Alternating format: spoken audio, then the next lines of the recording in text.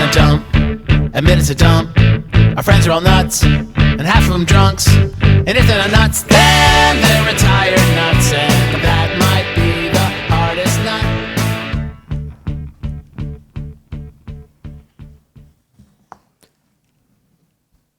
Hello and welcome to An Evening with the Authors. I am your host, Dana Glass. I am so happy to see all of you here this evening. I've been on the edge of my seat for weeks now, and it was in such an emotional flurry on my way out of the home I forgot to shave before the show.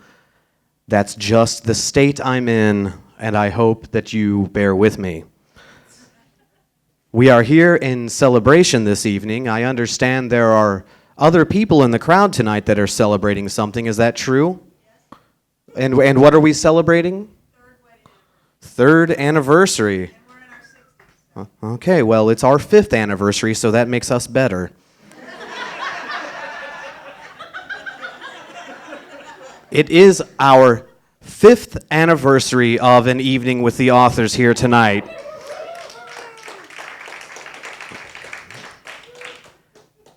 After doing this show for 5 long years, we felt it appropriate to celebrate with a look back at the past 100 years of An Evening with the Authors. I would encourage you to visit the bar throughout our program. Help yourself to our special, The Big Pretty. Otherwise, keep your goddamn mouth shut. This is a show. With all of that being said, I'd like to thank the White Rabbit Cabaret for having us for 5 years. That's a very nice thing. It's a wonderful place. You should visit it as often as you possibly can. And without further ado, can we please take a look back, a century in retrospect. This is An Evening with the Authors. Please enjoy.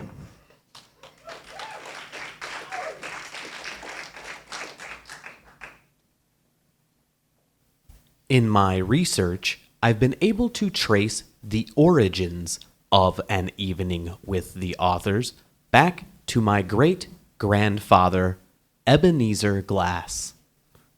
In what is widely regarded as the inspiration of the podcast, he would travel around the country and give his famous talks to anyone who would listen. Because he strived for perfect repetition, he pre-recorded his orations and played them through a phonograph. So, in a way, you could also say he was the inspiration for Milli Vanilli. Now, I would like to present, straight from the 1923 Indiana State Fair, Through the Peking Glass, Ebenezer Glass's Cavalcade of Good Scribblins.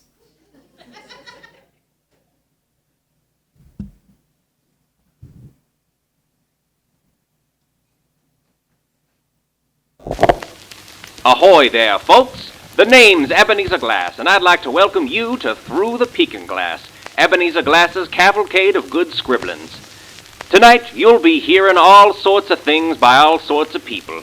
Authors, poets, newsmen, heck fire. We've even got a man claiming to be the king of all vampires.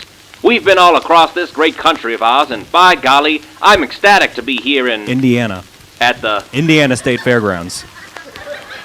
But touring around ain't cheap, and we've got some real swell folks footing the bill, so I'd like to start by extending my gratitudes towards them. The Ford Model T, made for Americans, by Americans, in America, forever. Now available in onyx and obsidian. 18th Amendment non-alcoholic beverages and tiny umbrellas.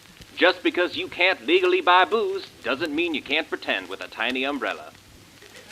And of course, our local sponsor, Martin's Moonshine. You didn't hear it from me, but that guy in the back, Martin, he might be selling moonshine. So now, let's embark on what you're all here to enjoy. A story from my new book, Ebenezer Glass Presents Real Good Mysteries by Ebenezer Glass. This story is called The Bootlegger's Boon. Jonathan Boone was a good old American boy. Went to school, got good marks, and he had himself a swell sweetheart. He even did right by his country and fought in the Great War across the pond. And now the year was 1920, and he knew that the next 100 years would be a peaceful and prosperous time for him and his kin. Only problem was he was mixed up in something bad with the mob. You see, Jonathan Boone was a boozeman, and his father before him was a boozeman, as was his father, and so on and so forth, back about 200 years. That Boone was a grain farmer, which in a way made him a boozeman, but he didn't know nothing nohow about making grain liquor. So they didn't consider him a boozeman. Jonathan came back from the war bright-eyed and bushy-tailed, which is saying something considering most of the others were real down and depressed. Must have been something about that choice bit of calico he had waiting back home. He had picked himself up a cheap handcuff overseas and planned to ask her to marry him right when he got back. Sure, he'd had a bit of giggle water when he made the decision, but hooch was his business. And boy, was he worried she'd give him the icy mitt, but darn it 5 ways. She slapped that manacle on her finger and gave him the best whoopee he'd had in 5 years. Life was berries. But all wasn't hunky-dory as it might have seemed. The next year, the carpetbagging, dew-dropping Yanks made his business illegal. Bunch of four-flushers, they are. Those blue-nosed city folk don't know nothing nohow about gin milling, he would say from time to time. Them heebie-jeebies were short-lived, though, because as it turned out, there was even more money to be made now that it was illegal. In no time, he was working with some big cheese on a speakeasy, making cash hand over foot. Until one day, they found some dumb Dora dead in the tub gin, gams looking like the cat's pajamas. Until one day, they found some dumb Dora dead in the tub gin, gams looking like the cat's pajamas. Until one day, they found some dumb Dora dead in the tub gin, gams looking like the cat's pajamas. Until one day, they found some dumb Dora dead in the tub gin, gams looking like the cat's pajamas. Lounge Lizard took her to the struggle buggy and showed her the real cat's meow. Bunch of four-flushers, they are. Those blue-nosed city folk don't know nothing nohow about gin milling. With the gams looking like the cat's pajamas, turned out his gal was the murderer the whole time and he was the fall guy. The moral of the story is, don't make hooch for the mob.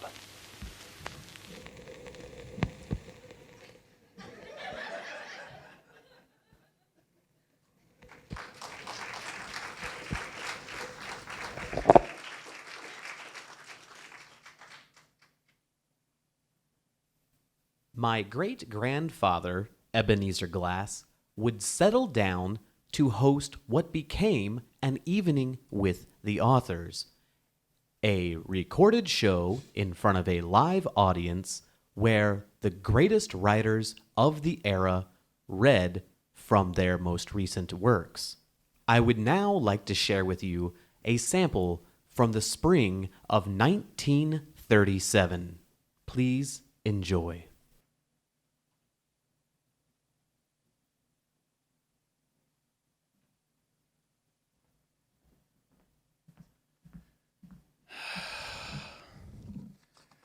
Well, it's the Depression now.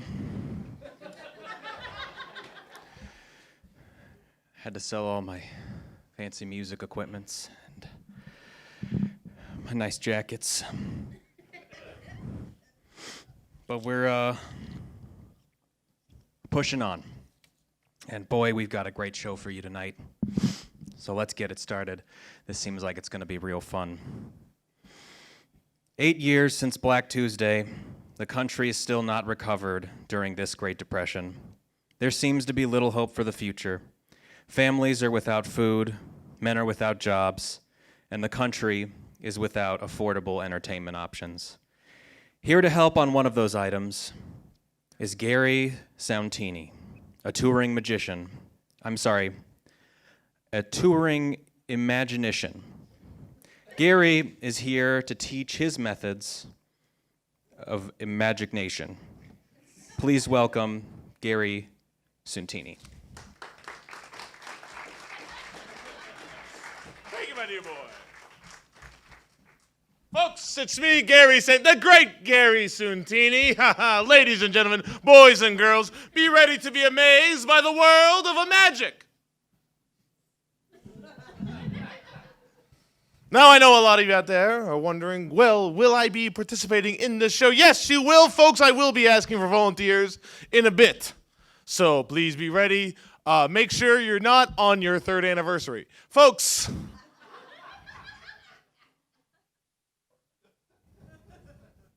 times are tough. Things are depressed. It's a great depression. I don't think it's that great. But more than ever, we need magic. As a young boy, I always wanted to be a magician like Harry Houdini the Great. When I was 11, I saw his last show ever in 1926. And now, a 22-year-old man, years later, trained, self-taught in magic. I couldn't afford any of the stuff or lessons, but this is my trade. This is what I make do. It's the only way I can support my family of 7. My wife, Lauren. Sorry, I forgot her name for a second. My children, Ethel, Dolores, Frank, Herman, Ellen. Yes, this is what I do this for. Magic. And you may be wondering, what is magic? Why are you saying it that way and not magic? Well, I'll explain, folks. I'll do the tricks, and you use your imagination to make sure it's done. Ma'am, what is your favorite type of flower? A rose?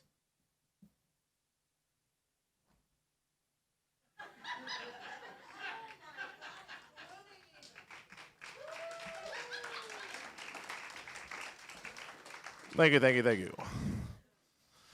That's what it takes to be a magician as myself. Sir, right there, could you... Is there anything in my hat right now? No. You don't see anything.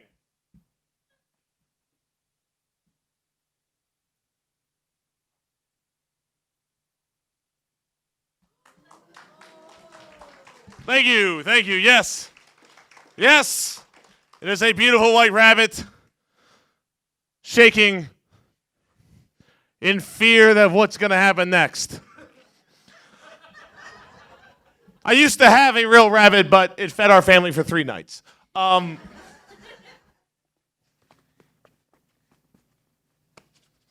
Also, you may be wondering what happened to my pant leg. I'm sorry. I was attacked by a dog. It was eating a dead person wearing these pants. Times are tough. Okay, I'm seeing everybody here. Very nice. Sir, could you please walk on stage with me? Thank you so much. Oh, please give it a hand.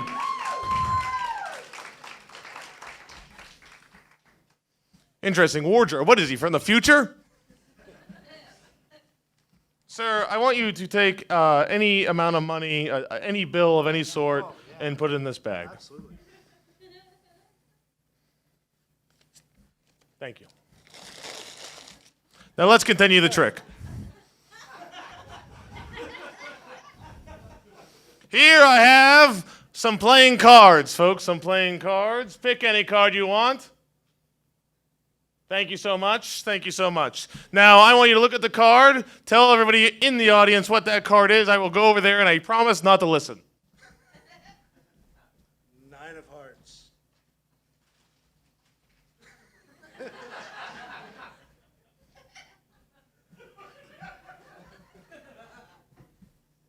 Was it the 9 of hearts? Holy shit. Oh, my God. Thank you. Give it up for him. Thank you so much. Give me 5 whole smackaroos. I don't have to eat Ethel anymore. Okay,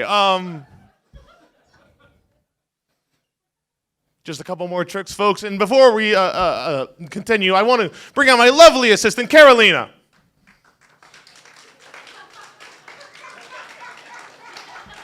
Isn't she beautiful? It's what you want in a woman. Everything you'd ever want to see.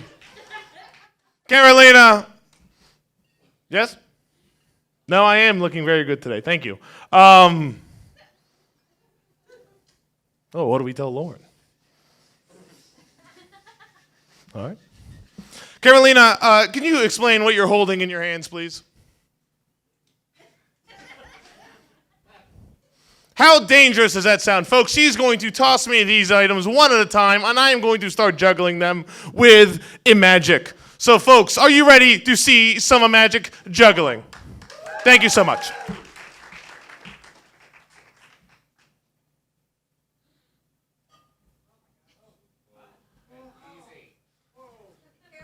Light the next one on fire, Carolina.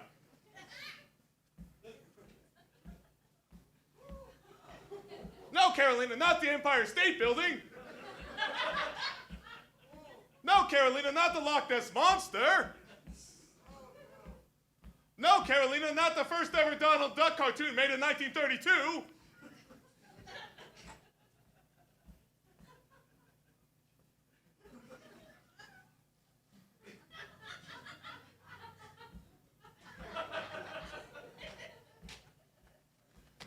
Thank you.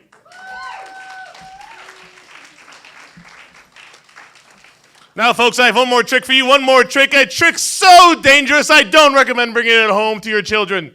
Folks, this trick is so dangerous. It was done by the great magician Ching Ling Su, who I'm sure was a Chinese man. Carolina, as you can see, has a gun. Folks, I'm going to do the great, the wonderful bullet catch. I know.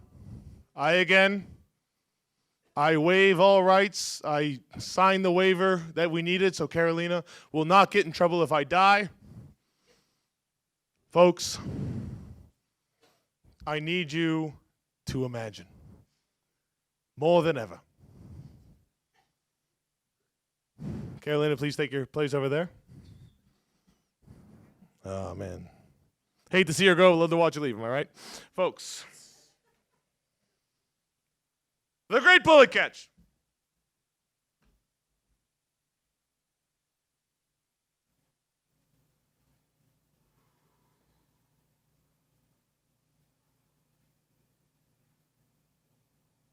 Now, again, don't try this at home. I can't stress that enough, folks. All right? Don't tell your kids about this trick. Just tell them something wonderful happened. All right, Carolina, no hands. On the count of 3. 1, 2. Now, again, I promise, don't do this at home, folks. I can't stress this enough. 1, 2, 3.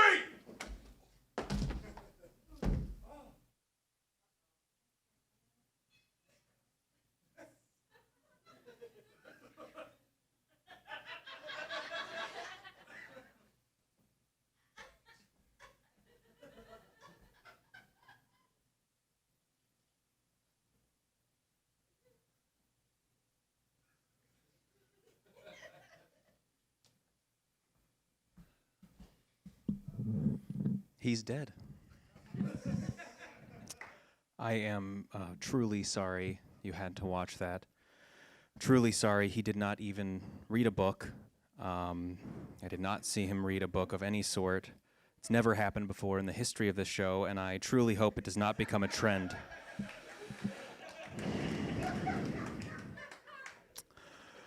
Well, I know this next guy. Let's just move on. Ignore that. We'll take care of it later. Our next author is probably the worst person in the world. He is literally a monster. He claims that his appearance here tonight is to help put humanity on a better path. Here to read from his new pamphlet, I'm pretty sure that this Hitler guy is going to be worse than me. Count Dracula.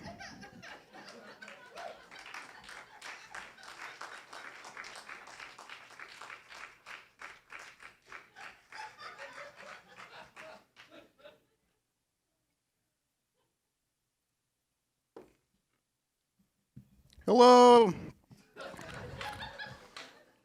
How's everybody doing? I'm here to read from new pamphlet. I'm pretty sure this Hitler guy is going to be worse than me. He's shown a lot of warning signs that no one seems to be concerned about, but I believe my pamphlet will shine some light on that. So like I said, I'm here to read from my new pamphlet, which this is a super convenient form of literature. I can't believe that this is even considered presentable. I think it's all the fucking commies with their pamphlets all the time that they're always handing out. When I first started reading, the books were big as shit and really heavy. And it could take a monk an entire lifetime to finish one of these big-ass books. In fact, when I was first coming to terms with my eternal life and I was trying to put some symbology into all my murdering, and I used to try to make statements with all the killings, and I would often slip into abbeys and churches and slit the throats of monks and priests over the books they had slaved their lives over, letting them watch the pages as the pages absorbed the blood as to represent the book sucking the life out of them. But no one ever got it. One time, a monk, in the midst of me tormenting him and murdering all of his friends, he bragged that he had completed so many books, he wouldn't have enough blood to ruin them all. So I gathered all the books he completed, and I made him eat the books. And then he died from whatever they used to make the books, and honestly, he didn't look bad after that first book. I think he could have lived if he had just done one book. Anyway, I'm here to read from my pamphlet. I'm pretty sure this Hitler guy is going to be worse than me. Ever since Bram wrote the book, I've been able to parlay my likeness into a shitload of money. But with that money has come some recognition as the worst person in the world, pretty much. And that recognition has really put a damper on the amount of welcomings and invitations I get into people's homes. So in my pamphlet, I'll lay out the points that I think will allow you to reference Hitler as a comparison when insinuating that someone is the worst person ever. This is going to be popular. I think people are going to have a lot of fun with this. I think it's going to really take off because he's pretty bad. He's probably worse than me. It's the title of the pamphlet. All right. All right, point one. He is doing some pretty bad things to the Jews. I know what you're thinking. It's 1937. Who likes the Jews? Well, I like the Jews, okay? It's a solidarity thing. They've been sticking it to the church longer than I have, honestly. And not even by murdering priests or burning churches, but by just quietly disagreeing.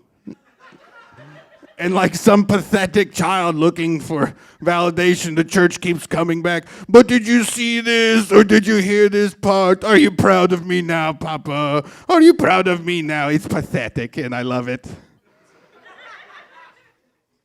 So point two. All of Hitler's friends are creepy as shit. He spends a lot of time with these sort of gaunt dweebs. And not like cool 1890s inventor-type dweebs, but really creepy geeks. Like who all have this look like they've killed a dog or something before. You know what I mean? They all have that same high skin fade, long top haircut thing going on, and hair long enough so they can let their bangs fall in front of their eyes a little when they're crying about how girls don't like nice guys. I got the whole other pamphlet that I'm calling Nice Guys that I think will be very poignant at some point. Anyway, Mike.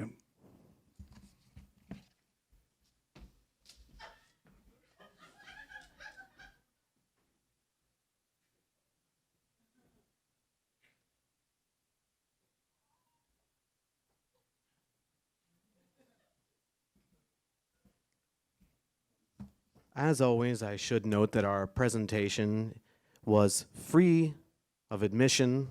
We welcome you all here. Now that you're seated, I would like to ask you for money. I have this receptacle, and whatever you can give would be greatly appreciated as public radio. Well, I think we all know how this works. So what I'm going to do is I'm going to hand this receptacle to someone in the front row. You will pass it through the audience, and I will watch to see how much you donate.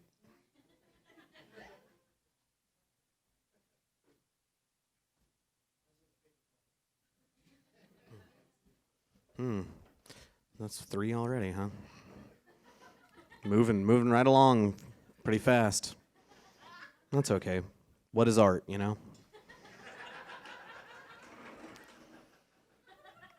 As our program moved into the 1940s, my great-grandfather, Ebenezer Glass, became more greedy might be a word that could be used.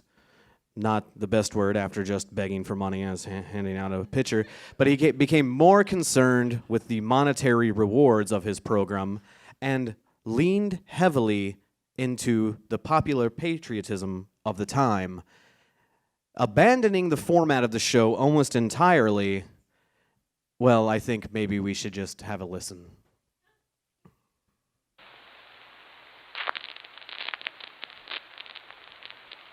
This is Ebenezer Glass, your big, pretty public radio war correspondent on the ground of the Midwestern Front. It is utter chaos here across the pond. Just take a listen.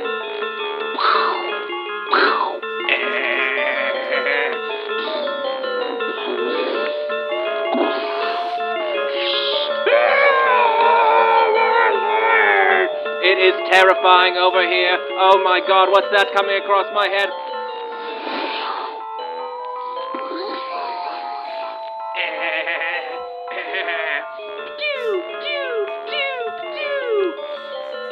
As you heard, that was some artillery whizzing straight by my feet. My feet, I am on the ground with the United States of America. We are all with our troops right now, and speaking of our troops, you can support them today by purchasing Ebenezer Glass's war bonds. Each bond pays you back with a song on the radio of your choosing, and in 10 years, you get not one but 2 songs on the radio. And all of that money will go to a great cause, supporting the Glass troops, who are diligently reporting on the war effort from the Midwestern Front. Oh no, duck!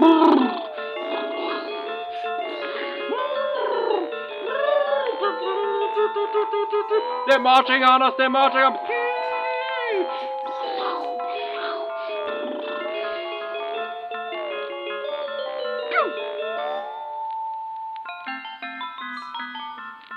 All silent here on the Midwestern Front. Signing off, this is Ebenezer Glass, your big pretty public radio war correspondent on the ground of the Midwestern Front.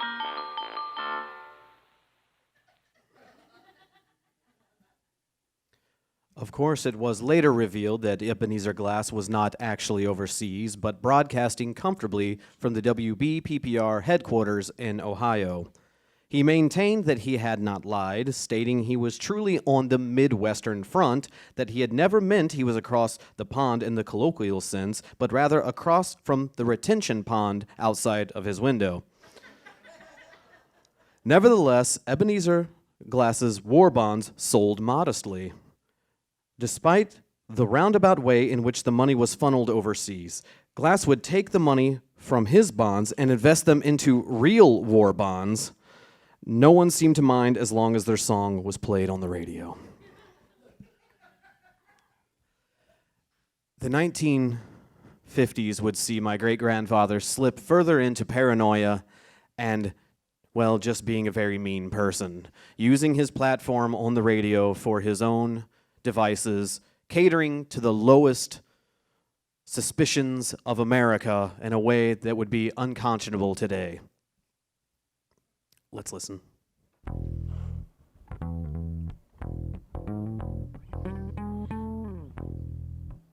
Hello and welcome to You Might Be a Commie, with your host, Ebenezer Glass. I am Ebenezer Glass, and let's find out if you are a commie. You might be a commie if you share your harvest with your neighbors. You might be a commie if someone has ever taken a photo of you wearing the color red. You might be a commie if you call your home a pad. You might be a commie if you think smoking causes lung cancer. You might be a commie if you've ever played the old backseat bingo before settling down. You might be a commie if someone talks to your gal and you don't give them a knuckle sandwich. You might be a commie if your favorite color on the flag is red. Your favorite colors on the flag are red, white, and blue, damn it. You might be a commie if you've ever had a jazz cigarette. Heck fire, you're probably a commie if you like jazz. You might be a commie if you take weekends off. You might be a commie if you lend your lawnmower to more than one neighbor. You might be a commie if you listen to public radio. This has been another edition of You Might Be a Commie with Ebenezer Glass.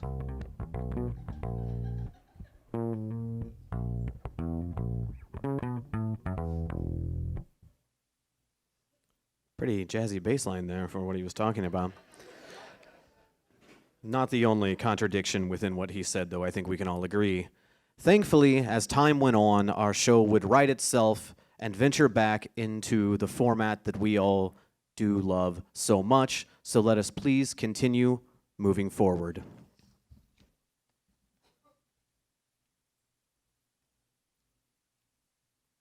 Once known as the Queen of the Kitschy-Collared Beehive, Vera Johnson was a woman before her time. Though her successful empire was on the verge of becoming a national brand, she has all but disappeared from memory due, in part, by striking right before the iron got hot.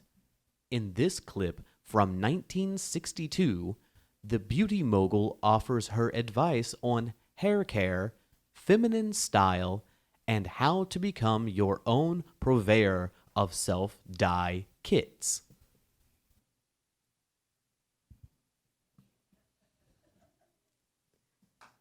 Hello, I'm Mrs. John Johnson, founder of Tempting Tresses. Thank you all for having me here tonight. You know, the first question I'm always asked is, Vera, what is the secret to selling hair dye? And my response is always the same. If I told you, I would have to take a commission. But in all seriousness, I'm here tonight to share some of those secrets with you all to hear by reading excerpts from Tempting Tactics, Volume 3, A Guide to Temptation. It is the manual every Vera receives when she joins the Tempting Tresses family. We start with Phase 1, Becoming Vera. As a representative of Tempting Tresses, and by extension, its founder, Vera Johnson, you must become Vera. Once you have joined, you have sent your first money order in, you will receive your very own 2-piece sale suit and a standard issue coif case.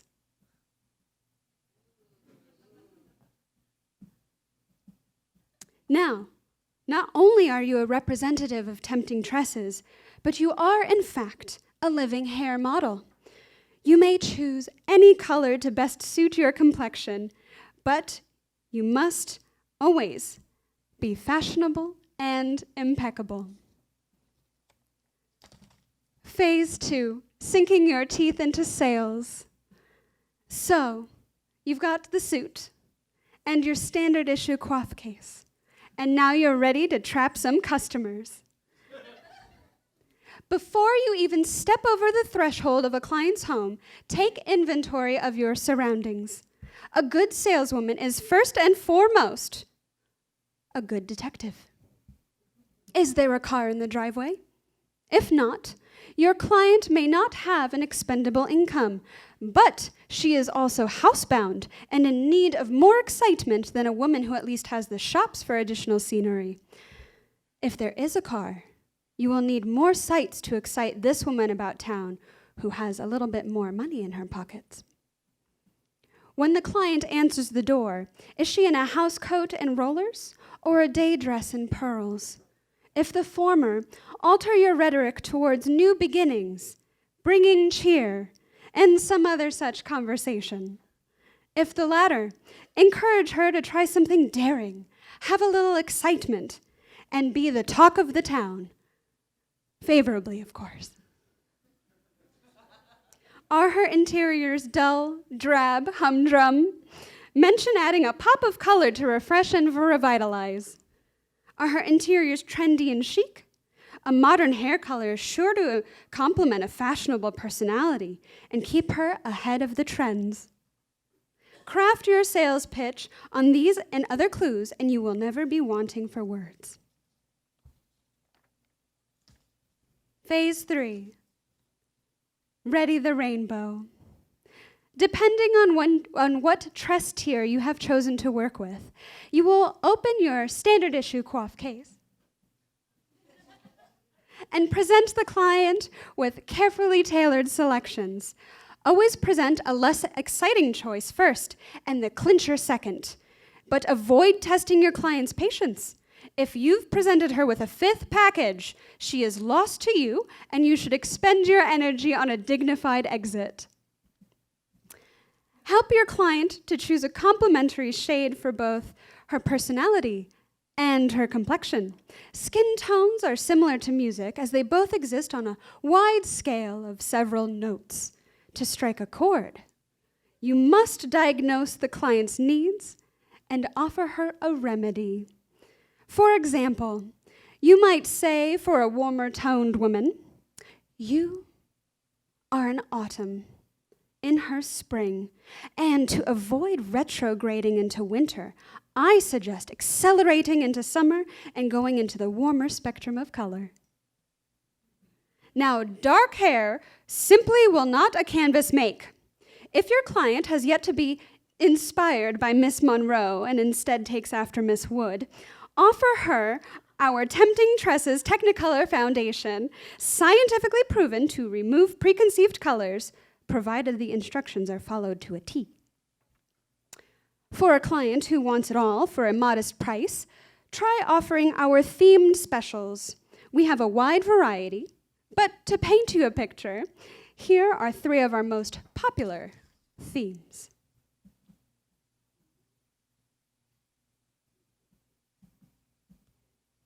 The first, pretty pastels with cherry on top, strawberry shortcake, tangerine cream, and angelic ambrosia.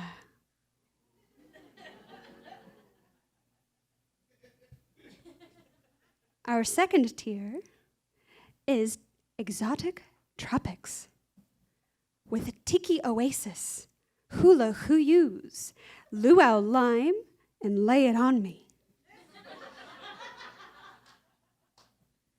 And finally, the Elvis approved with blue Hawaii, blue river, blue moon, and of course, blue suede shoes.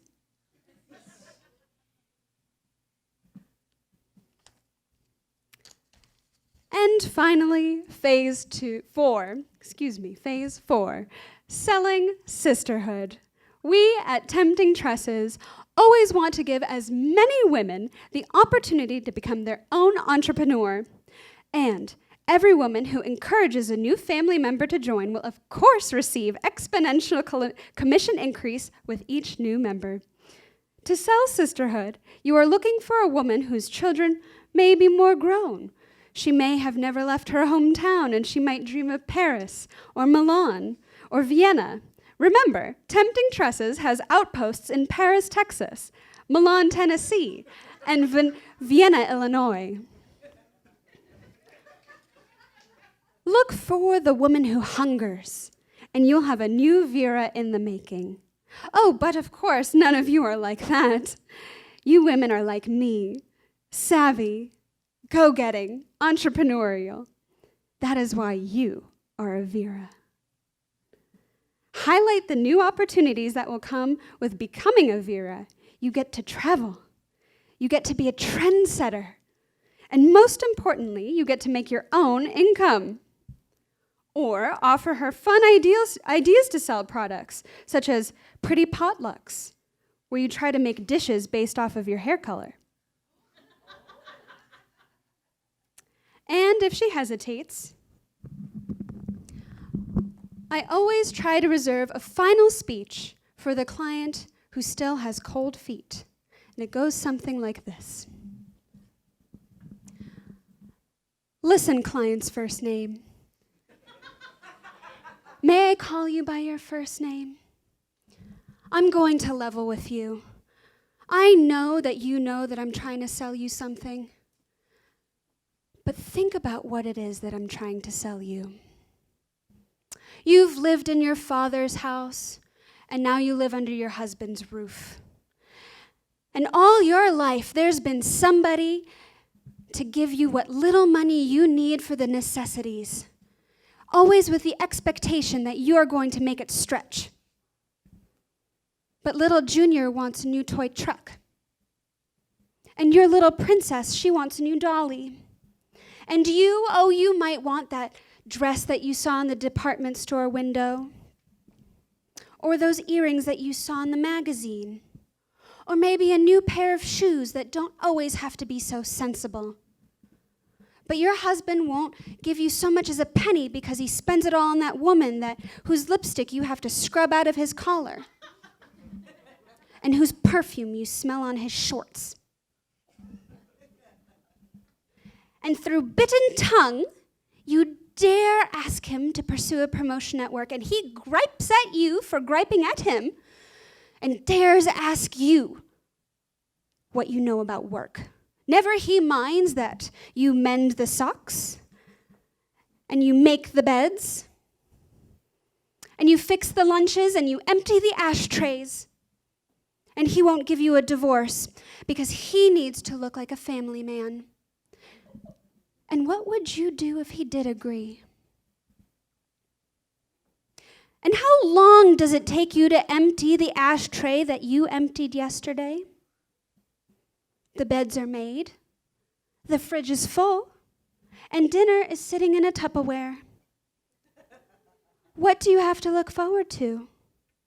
A traveling insurance salesman who sells you on a sales pitch to sell your soul for an engineered accident? This isn't the movies. But here I am, and I'm here to sell you an opportunity to buy Junior that new toy truck, and to buy your little princess a dolly, and that dress for yourself. Finally, something for yourself. Now, I'm not asking you to dive right in. I'm merely asking you to think about dipping your toe with our most modest level 1 tier at $699. And you can work your way up. Yes, work your way up to our top level tier of $1,199. Now, it's your choice whether or not to invest in yourself. After all, this is America, isn't it? Land of the free. And don't you deserve a little bit of that freedom?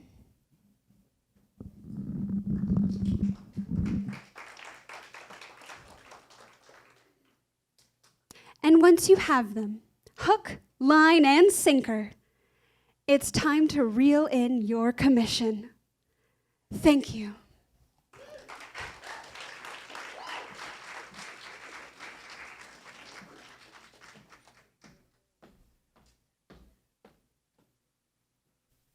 The 1970s would see great change in our country and in our little program, as my grandfather, Edwin Glass, would step into the role left behind by his father and become the host of an evening with the authors.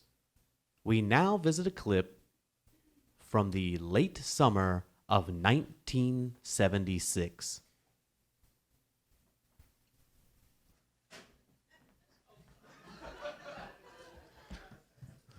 All right, how you guys doing?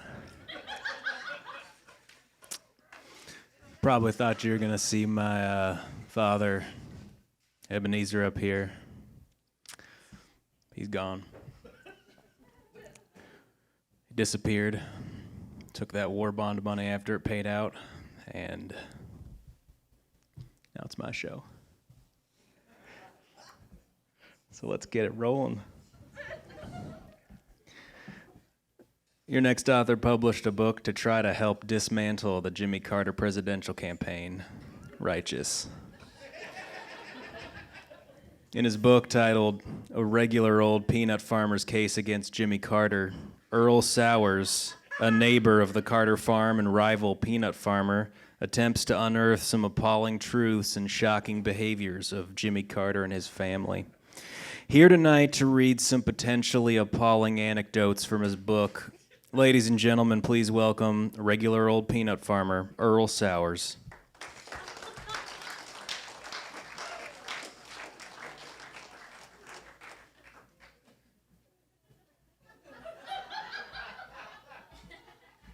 Wow, I ain't seen this many people since my Uncle Ray's funeral. That's been 15 years ago. Well, all right. Good to see y'all. I don't get out much, so it's nice to see some new faces. I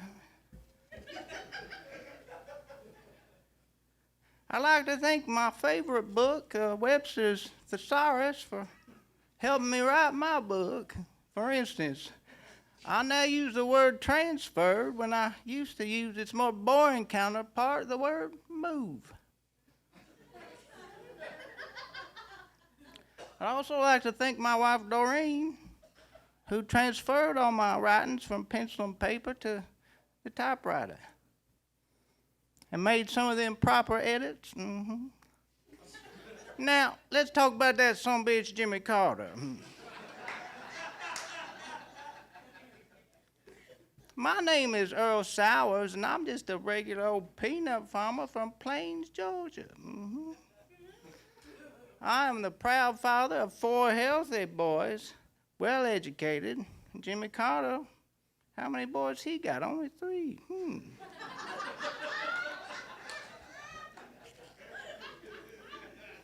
They all work on my family farm too. Maybe one day one of them's gonna run for president.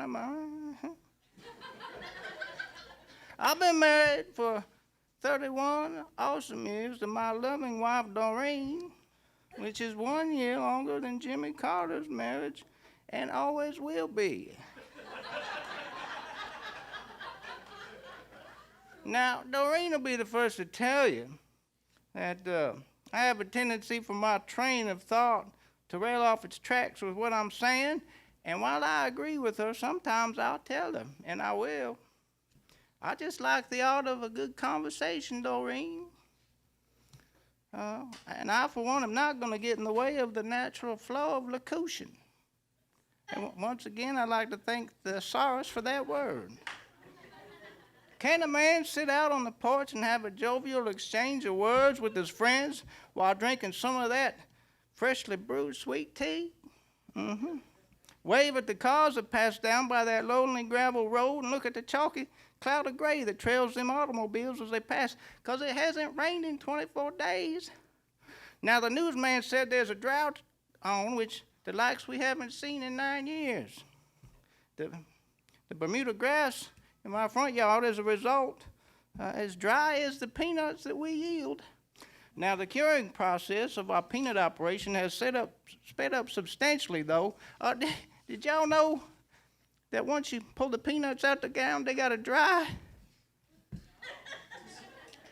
It's an exciting process, and it's one that I would like to share with you now. All right, and this note from Doreen. This paragraph had 34 more sentences in it. I extracted them due to length and relevance. I appreciate it, Doreen. Thank you. Now, back to that sumbitch Jimmy Carter. Did y'all know that Jimmy Carter don't drink sweet tea? What kind of true Georgia native don't drink the official state nectar? I don't know if I can trust a man to run this country who's going to deny himself the simple pleasure of an ice cold glucose cocktail. I myself enjoy about 9 or 10 glasses a day, which is Georgia standard. All the while rocking on the porch to and fro on my favorite swing chair. You know what our motto is in Georgia? Live and let die of beaties, sweet tea.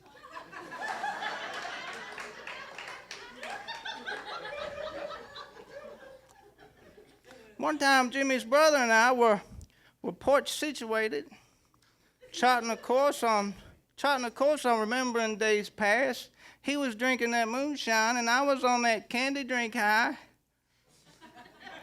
And Jimmy Carter drove by in his brand new Lincoln Town Car and didn't even look to wave back. There we were, showing this man a sign of Southern hospitality, and that son of a bitch didn't even bother to reciprocate, not even to his own brother. Now, Jimmy's brother Billy says that Jimmy keeps both hands on the 10 and 2 and his eyes at the 12 o'clock because he keeps within a deep concern for the safety of other motorists on the road.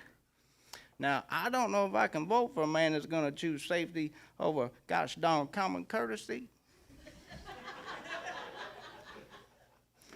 Sometimes I drive with my knee and got 2 free hands. My hands got so much free time that sometimes they wave at each other. Hi, tractor. Good to see you, mailbox. Being congenial is my main avocation. And I'll be a tree nut before I let that man get away with not being harmonious with yours truly. Here is a list of all the fine people and things of Plains, Georgia that I waved to just today. Note from Doreen. Earl went on to list everything that he had waved at, which included most of the inanimate objects in the house. A stray dog, and the strangers pumping gas at the Texaco, extracted due to relevance. Thank you again, my sweet significant other. I love that woman. I'm glad I married her. Now back to that sumbitch. That Jimmy Carter, now he spent more time in Savannah than Plains, Georgia. I seen pictures of him relaxing down on River Street under a shade tree on them cobblestones, drinking that unsweet tea and slurping sea mussels out their shells, out in the open like he don't care if people know. Now, note from Doreen, a preemptive note, definition of cockle, an edible burrowing bivalve mollusk. Now, I do like a good steamed oyster, but not that raw business. I don't think I can vote for a man who eats them oysters raw. That's inhumane. He's nothing but a purebred cocklesucker.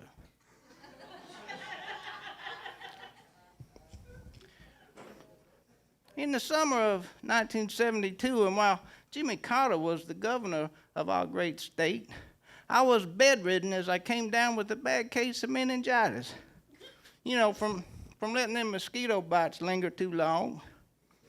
And that Jimmy Carter, now listen, that Jimmy Carter took it upon himself to round up volunteers and make sure that all my crops were harvested as they did, so they didn't rot out in the open plains. Now, that sumbitch never asked me if it was okay to let those farmers trespass on my land. That no-waving sumbitch gonna do things like that instead of focusing on the government in this state. I don't know if I can support a man gonna steer the wheel of this great country that's gonna focus on the wrong things. You know what else he's been focusing on? Supporting that civil rights movement. I got to tell you that Jimmy Carter trying to get people to note from Doreen.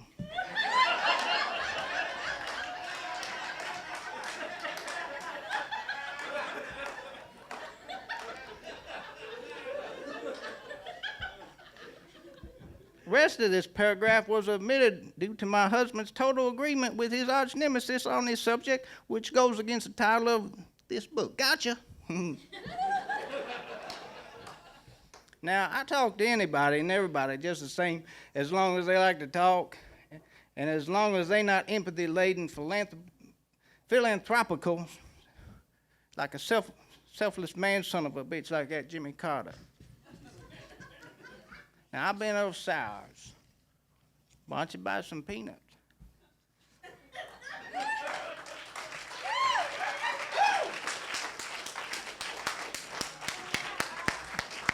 Oh, man, that was great. That was great. That was great. That was great. Woo!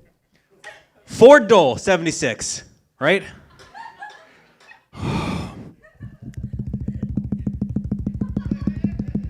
Our next author has kept a journal for over 400 years, here to read select passages in celebration of America's bicentennial. Please welcome the former King of Wallachia, the Prince of Darkness, the Terror of Transylvania, 1975's Disco Jubilee Dance Marathon Champion, Count Dracula!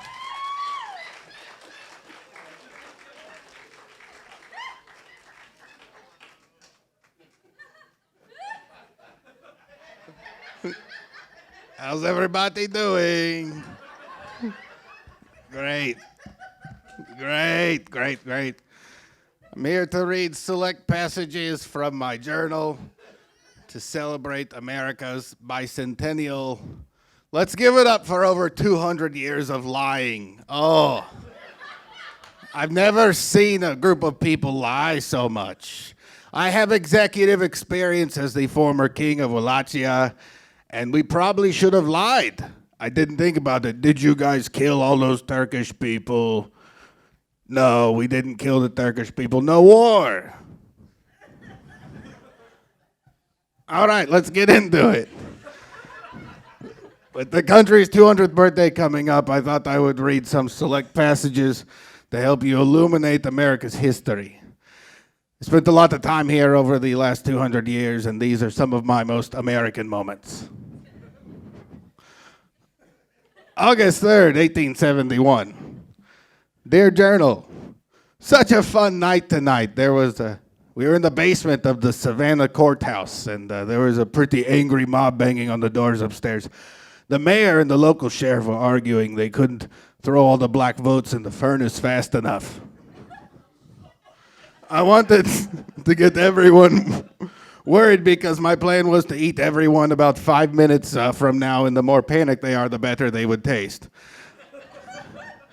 I kept saying, you better hurry up, you better get caught trying to burn all them black votes, you're gonna be in a lot of trouble. It's gonna be bad.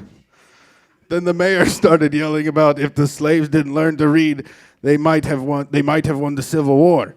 And then the sheriff just went into this weird hyperventilating rant about how they need to find that first slave and figure out who taught them to read. Then they all start arguing about how long the slaves have been reading before the war. Oh, this reminds me. Hang on, I have a good.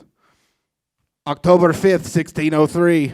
Dear Journal, I taught a little black girl how to read today. I was amazed how in a matter of hours she developed a deep sense of phonetic structures as well as some of the more oddball variations on spelling and grammar that occur in the English language. I've never really had someone so clearly and succinctly explain reading and writing to me. It was incredible. I wonder what she will do now.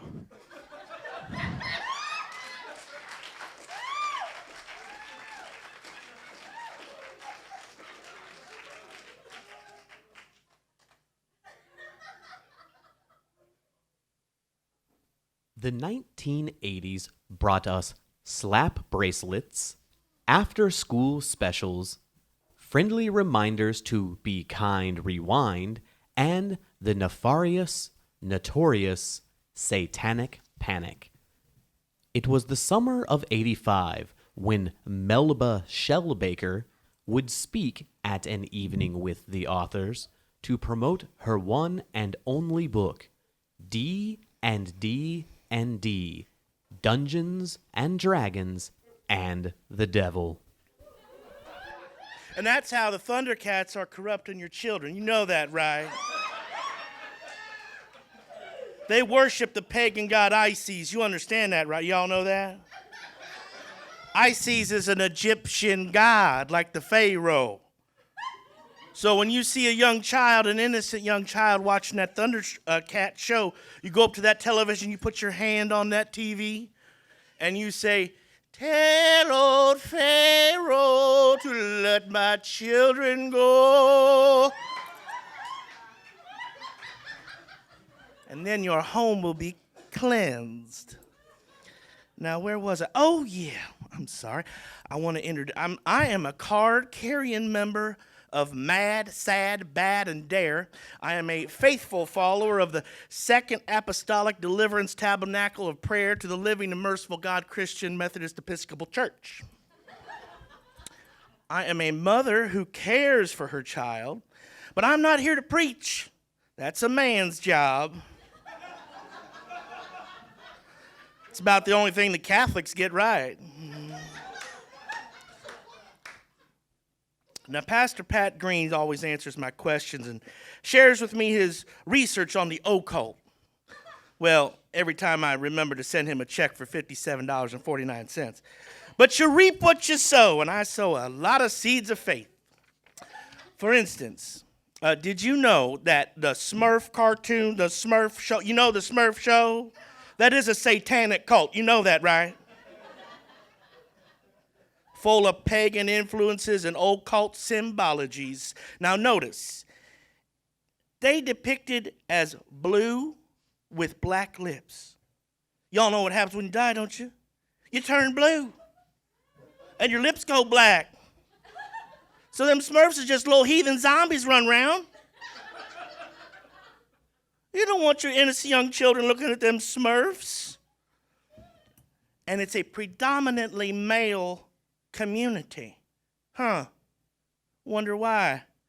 Homosexual undertones.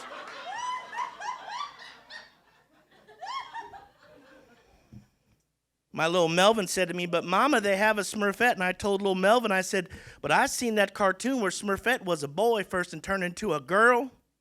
Can you imagine such a thing? A man dressing up like a girl? Not in my house.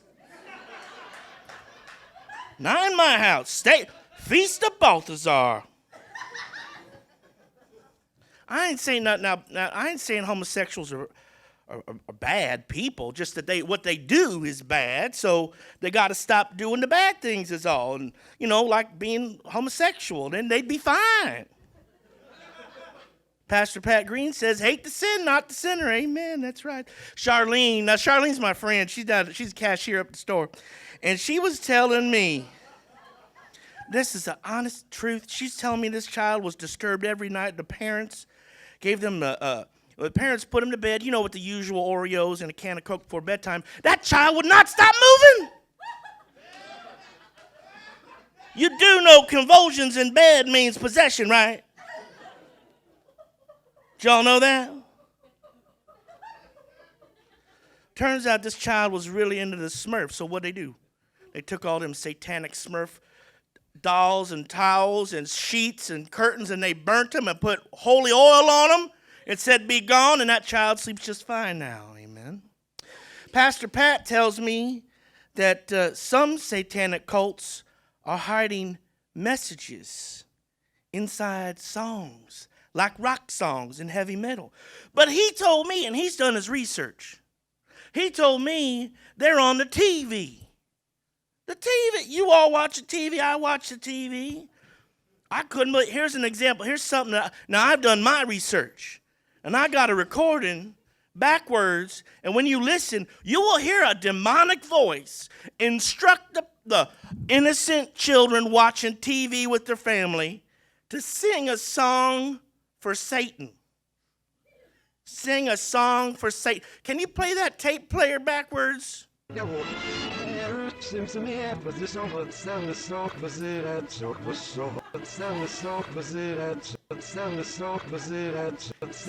a song for Satan. Not in my house. You won't believe where I found that little gem. Play it forward so we all know where it's at, so you all know what not to watch. A horse is a horse, of course, and no one can talk to a horse, of course. That is, of course, unless the horse is the famous Mr. Ed. Did y'all hear that? Mr. Ed. You might be wondering where you'd hear such awful things. Now, that's why we don't watch Nick at Night anymore. Not in my house. If Donna Reed and Patty Duke want to come into my house, they're going to have to come in through the WHMB Channel 40 door.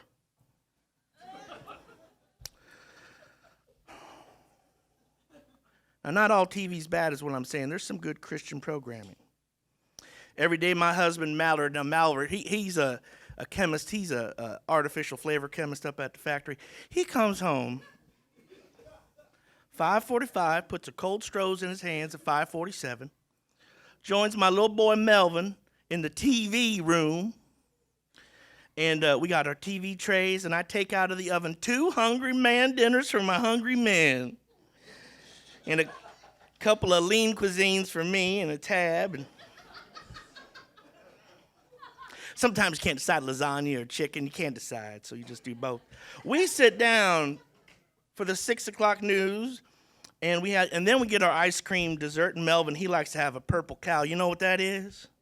Purple cow's like a brown cow, but you use a grape Coke instead of a regular Coke. Y'all know that? That's Melvin's invention. That's clever. And then we watch Little House on the Prairie. Little House on the Prairie. The Ingalls family. That's the way life ought to be in everyone's home. And that Mr. Ingalls, Michael Landon, ooh, what a dreamboat. I think Mallard gets jealous sometimes. He sees those big, puffy, flowing, curly locks, salt and pepper hair draping down like angel wings. And then we have snacky chips and dip, and Melvin has a white cow. You all know what that is, a white cow? It's like a brown cow, but you use a clear Coke instead of regular Coke. Isn't that clever? We play Jeopardy as a family. That's the way it ought to be played. And then we get ready for bed and watch Highway to Heaven with our fiddle faddle, and Melvin likes to have a calf. That's when you have it's like a brown cow, but you use the new Coke instead of regular Coke. Highway to Heaven also happens to star Michael Landon as an angel. I hope Mallard doesn't get too jealous. Well, anyway, I knew something was wrong. When our routine went off, Mallard told me that my little Melvin was out playing with his friends. My Melvin outside with his allergies and skin. Friends? With his tendency to avoid eye contact? Something's wrong there. Turns out he was doing a thing called Dungeon and Dragon. Y'all know that? Y'all heard of that, Dungeon and Dragon? Be on the lookout, because Pastor Pat said that is a satanic cult training manual and not a game for children. Well, I tried to keep my Melvin in from those awful demonic influences in that home where it was safe and healthy, a safe, healthy environment.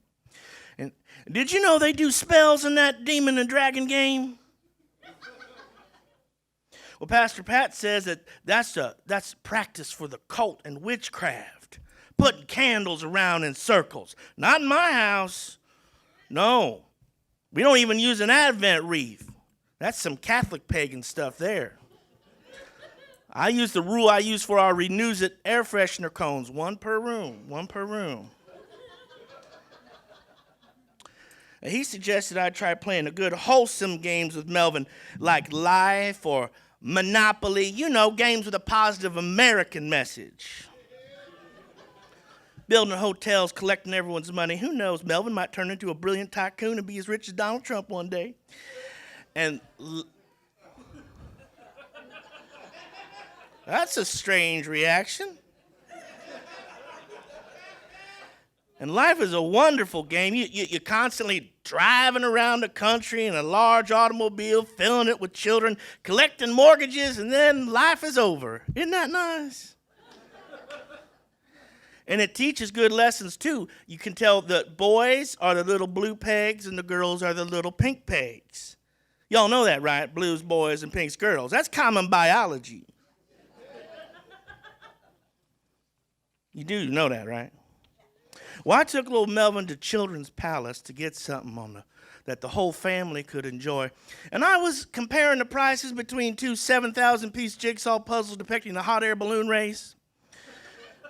And I heard my innocent sweet boy say, "Mommy, Mommy, can we get that?" He was pointing at a Ouija board. Can you imagine that? In Children's Palace, I said, "Melvin, Michael Landon Shellbaker. We are not putting that devil board in my house." Letters spelling out words coming from who knows where. I'm not filling his head with any ideas and strange words. I don't even let him eat the alphabet cereal. That's the devil's breakfast.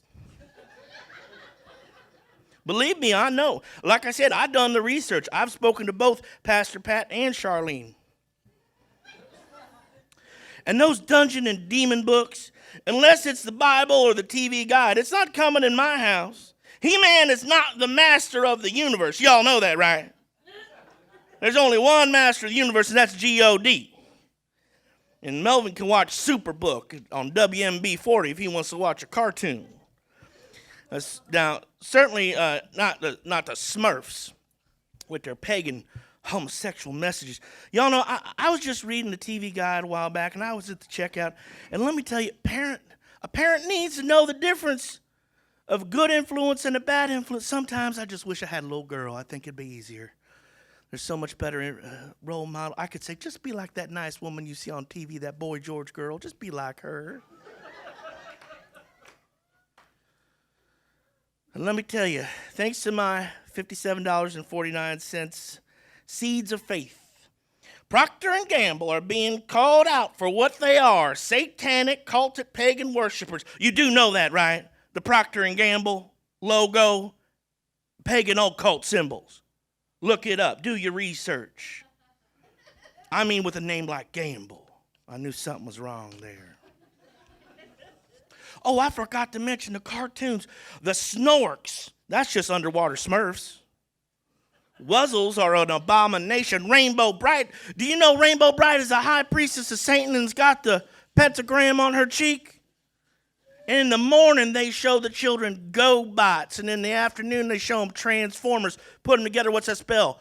Go trans, homosexual undertones. Y'all know that, right? Do the research. Do the research.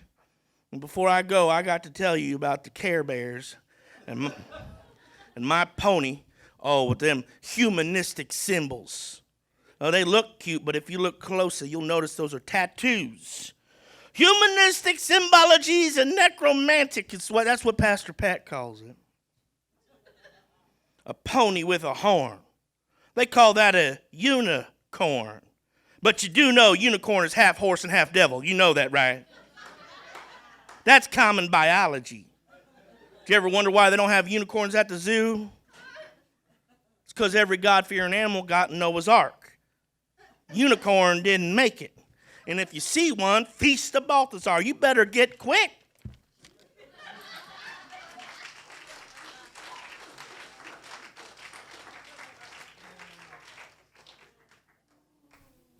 As we have witnessed throughout this program, our show has changed many times throughout the years. Perhaps the most confusing of these changes was in the late 1990s when it became an audience vote-based popularity contest counting down to the most voted for author for that episode. If this sounds familiar to you, it would be because it was the same format as the popular music television show Total Request Live. This was the vision of my cousin Garth Glass, who served as host at this time. If you pay close attention in this clip, you might see some faces you recognize. So with that said, it is thus obvious now that it is the 1 year anniversary since we lost Lady Di.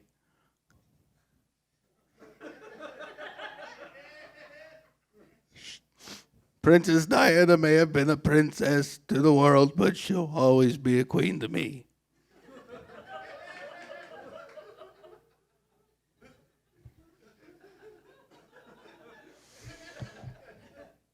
I guess I should probably apologize for some of the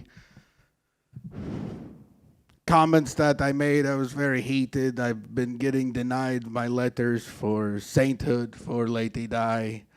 I think it should be considered. I've met some of the assholes you guys have pushed through in the past, and I think she's more than qualified for the status. Also, I'd like to acknowledge that in my temper, I made some anti-Muslim comments in regards to her late husband, Dodi Al-Fayed, who died in the car accident with her. You have to understand. That's on me. That's my own history of when I was king of Wallachia fighting the Ottoman Empire all the time. We got very mad at the Muslims all the time. And I know what you're thinking. Here we are. You know, this is 1998 America. This is post-race America. Anti-Muslim sentiment has no place in our society. I feel incredibly embarrassed. You just have no idea how quickly everyone can hate Muslims, just real quick. At least for one day. If they want to admit it or not, it was a lot of fun. After that first Ottoman invasion, we really got on board hating all the Muslims. I know what you're thinking. This is America in 1998. It got bad. We had a whole thing where see somebody, blame somebody, where we would just sort of get scared when we saw one and make something up and call the authorities. I was king. It was really inappropriate. I lied about some shit I saw him do one time. I said it a bunch of times everywhere. That would be inappropriate for a leader to do. But once again, it was all done out of my heat and anger for Lady Diana. If you all want to join me now in singing I really hope it takes off more than it has already. Elton John hit The Candle in the Wind. It seems to me that you lived your life like a candle. I'm sure we all know the words, right? Never fading with the sunset when the rain set in. I'm sorry, I have to go. I'm sorry.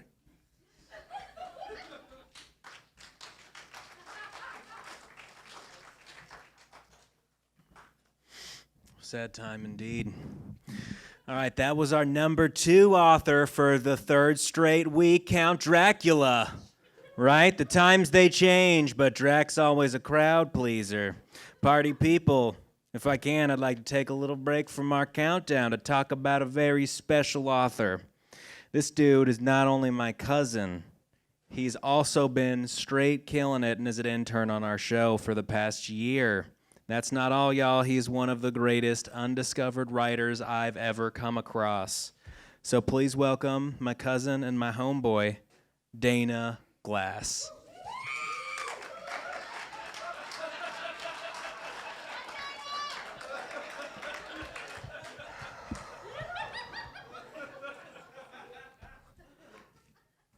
Loyal listeners, I know that some of you are very familiar with our program and you're used to seeing the Glass as only the host of the show. While that might have been fine for the rest of the members of my family, I say, why spend my life presenting the works of other people? I know what I'm capable of. And when I leave this show, when I graduate, I won't be coming back. Touring the world, living the life of a writer, experiencing everything it has to offer. We'll see if that's possible. Kiddos in the clubs chew on their technicolored binkies, while Soho sticks pray on a prayer, and the cannibal lick their lips and gnash their teeth. And this is the fledgling wildlife of the obsolete. Concrete. Jungle. With its wire vines and its screens. What makes us scream? We need shoes. We need lipstick. We need anti-wrinkle, anti-life, anti-pore polarizers. We need lipo. We need lipo. We need lipo. Oh. And a Zippo. We are frothing with the rabies of the digital age. A virus has been witnessed and diagnosed, but our society is too comatose. Civilization is all for naught. All is fraught. Nothing lies in the aughts. Why? Why? Why, oh why? To the K. We're not okay. We are far from okay. We are fucked. We are frothing at the mouth, and the drool pours down our chins, and our eyes are glazed in a daze, and there remains to be seen a vaccine. Where will you be when the computers crash? When the riverbeds of cash dry up? When the contrails trail off into the silence streaked with terror, when the virus tears the birds we ride from the sky? I'll be gone. We'll all be gone. Mark my words, falling on deaf ears, on doomed ears, on ears rotting on corpses caught with their pants down their bloated ankles. And I'll be long gone, my body prone, a seed to be sown, and the new earth cured of man's disease, and the stars will be there as they were before we ripped them from the cosmos and put them in our screens and gave them golden calves for their make-believe. For their smoke screen, for their blistering glistening that blinded us, unable to see. Why? Why? Why of why? 2K? We're not okay. We're not fucking okay. We're fucked. And the heads of our screens agree. It says so on the TV. A sea of screens as far as the eye can see. There's one attached to every feeding tube in the hospital. The infirm gumming down and gunning down in Compton, in Camden, in a cul-de-sac down the street. And there's one in the bar where the barkeeps keep order with their partial panaches as seen on TV. I'll be gone. I'm going, gone. I've gone to see beauty and beaches and trees and a cool breeze and whatever I can take in before I take in. So where will you be before the rivers boil and the sky falls? Trapped within your four walls, choking on a pair of balls, stuffing your face with fries, stuffing your head with lies, stuffing your pockets with nothing but air. And the squawking heads will tell you it's all Y2K. We're not okay. The sycophants with sarcastic smiles will sour when they see you haven't got power. But there's power in numbers. The power's in the numbers. 0, 1, 1, 1, 0, 1, 1. 0, 1, 1, 0, 1, 1, 1, 1. 0, 1, 1, 1. 0, 0, 1, 1.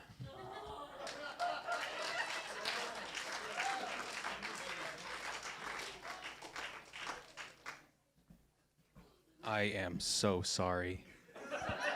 You did not have to clap. I went out on a limb. I gotta be honest with you. His writing, I swear, used to be better. I gave him a thesaurus and an AOL disc for his birthday, and I think, I don't know, well, not to be a big downer, but I'd like to take a moment to remember my father, Edwin Glass. He sadly passed away from a cocaine overdose a few weeks ago. I'd also like to remember some other things from this decade. Space Jam. Friends, it's still on, but Seinfeld. Beanie Babies. You guys have Furbies? I'm about to skip it. OJ.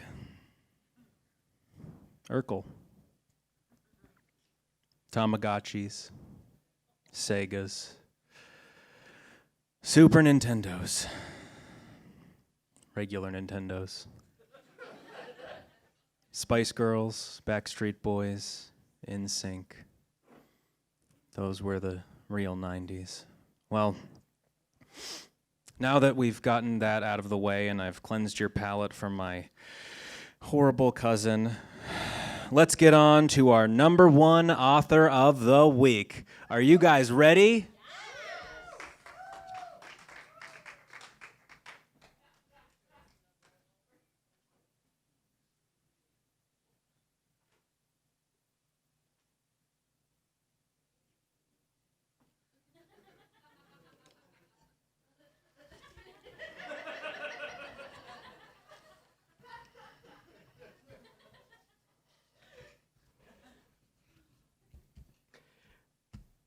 I think we all get what happened. I don't know if I really need to address it.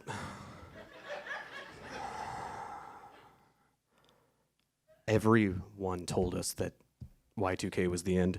I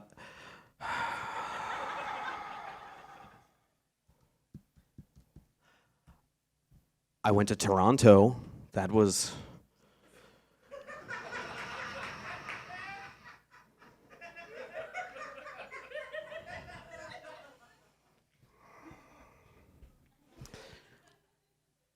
We're not quite done yet as we move towards the modern era of our program. I must explain, there was a period after the untimely, accidental skiing. There was a skiing accident. My cousin Edwin was killed by a stray dog. And in my hubris, I was not ready to return to the show because I was, going to be a famous poet.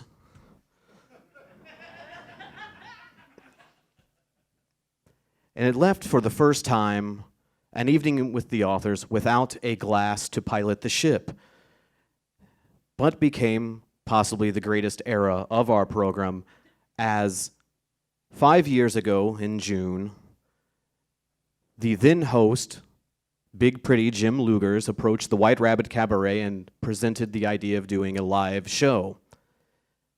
And if we could, I would think that it'd be appropriate if we would listen to the introduction of the very first evening with the authors at the White Rabbit Cabaret in June of 2014.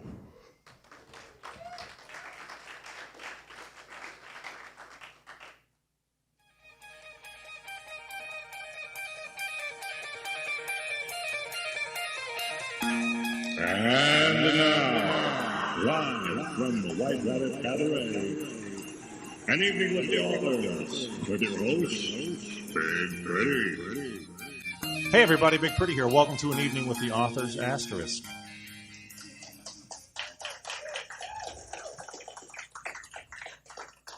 He said. Are you guys ready to have a good time? The audience put forth a smattering of applause in a lackluster and quite frankly insulting display. It's as if they were at a court-ordered appearance at a methadone clinic. Their hands didn't meet to clap so much as randomly collide with their counterparts, the way a sock might randomly meet its mate while being tumbled dry. Come on, you can do better than that, he urged. Are you ready to have a good time? He asked again, this time more assertively. The audience, seemingly aware of the growing urgency to communicate their willingness to have a good time, upped their game. Applause came more purposefully now. Some people even whooped. It was as if restating the question forced them to dig deep, to find that peace within that would allow them to increase not only their willingness, but their very capacity to have a good time. The members of the crowd accepted their roles and settled into their seats. They welcomed the opportunity to sit back after a hard day's toiling and allow themselves to be entertained. Entertained, that's a rather strong word for what's happening on stage, thought the guy up front with the red t-shirt. The word entertainment, as described by Wikipedia, is a form of activity that holds the attention and interest of an audience, or gives pleasure and delight. And fuck it, I'm just going to play words with friends. Damn it, his thoughts continued. How long is this goddamn show? Stage right, a saucy redhead had trouble focusing, overwhelmed by the raw sex appeal of the host. Something about tweed and bow ties awakened and engorged her, for lack of a better word, womanhood. He could feel the crowd slipping away, their attention waning after the housekeeping announcements. Looking at the confused and disgusted faces, he knew he'd have to explain the show. An evening with the authors, asterisk, he explained, is a show conceived in love. Several authors will be here to tell fantastic tales and personally read excerpts from their books. Guys ready for author number 1?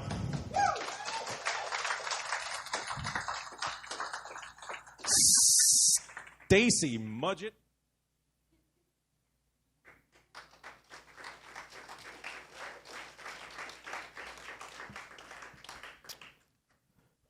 Of course, much like the other host that we listened to this evening, Jim died.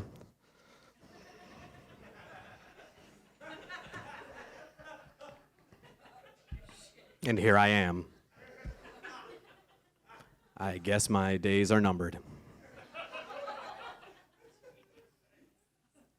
As we come to the end of our show, I find it only appropriate, in speaking of untimely death and hope for a better future, to, if everyone could please clap your hands, I'd like to introduce my longest friend and my master, Count Dracula.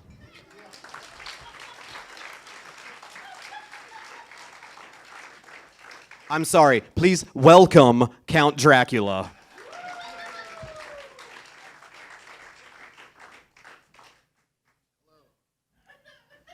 Did I please you, Master? It was appropriate. Are you going to give me eternal life? We've been over this multiple times before. It's the problem is that the vampirism knows how much of a fucking loser you are, and it won't let you turn. So those bites were okay. Let's. Well, loyal listeners, I would like at this time, if we please could, give a round of applause for the performers you saw this evening: Pauline Shapula, Stephen Vincent Giles, John Findler, Austin Reel. Who else is on this show, Dracula? Joe Bates.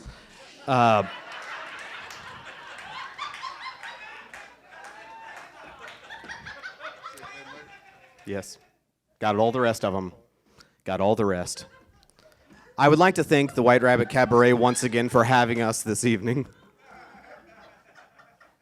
But most of all, I would like to thank you, loyal listeners, for spending an evening with the authors. I am Dana Glass. Thank you. Good night. Help yourself to some buttons.